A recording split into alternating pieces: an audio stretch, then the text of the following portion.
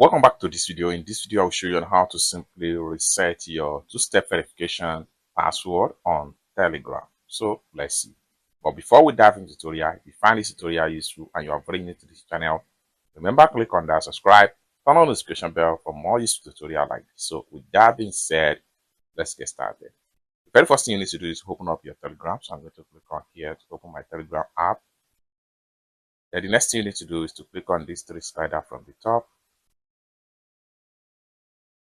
The next thing you need to do is to simply go to settings. Next thing you need to do is to simply go to privacy and security. Then go to two-step verification. Then it's going to take you right here. Next thing you need to do is to simply click on forgot password. Then it's going to take you right here. We have sent a recovery code to the email you provided. Then what you need to do is to head over to the mail that you use for your Telegram app, then enter the code.